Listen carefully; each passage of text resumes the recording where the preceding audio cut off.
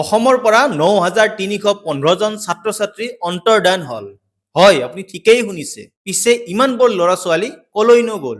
দুদিন আগতে মেট্ৰিকৰ ৰিজাল্ট দিছিল। এই ৰিজাল্টৰ ডাটাবোৰ চাই থাকোঁতে হঠাৎ চকুত পৰিল এইবাৰৰ মেট্ৰিক পৰীক্ষাত মুঠ ৯,৩১৫ জন ছাত্ৰ ছাত্ৰী পৰীক্ষাৰ্থী এবচেণ্ট আছিল। মানে কথাটো এনেকুৱা, এইবাৰ মেট্ৰিক দিবলৈ এপ্লাই কৰিছিল মুঠ 4,38,564 জনে।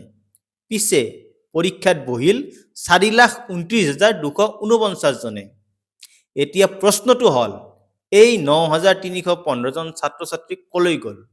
তেওঁলোকে কিয় আৰু কি কাৰণত পৰীক্ষাত নবহিল? এইবোৰ কোন স্কুলৰ ছাত্ৰ ছাত্ৰী? অনুমান নিশ্চয় কৰিব পাৰি এইবোৰ চৰকাৰী স্কুলৰে ছাত্ৰ ছাত্ৰী হ'ব। যদি অসমত চৰকাৰী শিক্ষা ব্যৱস্থা ৰক্ষা কৰিব লাগে তেনেহ'লে এইবোৰ কথাও আলোচনা হ'ব লাগিব।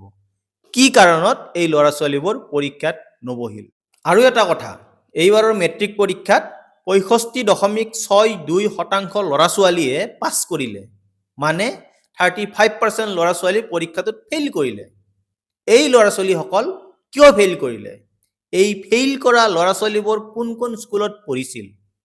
একেবাৰে বেয়া ৰিজাল্ট হোৱা কেইখনমান স্কুলৰ নাম ৰাইজে এতিয়া গম পাইছে। পিছে যদি সঁচাকৈ অসমৰ শিক্ষা ব্যৱস্থাটো ৰক্ষা কৰিব লাগে তেনেহ'লে ৰিজাল্ট বেয়া হোৱা সকলো স্কুলৰ নাম চৰকাৰে প্ৰকাশ কৰিব লাগে আৰু সেই স্কুলবোৰৰ লুপ হোলছবোৰ পোহৰলৈ আহিব লাগে। ধন্যবাদ।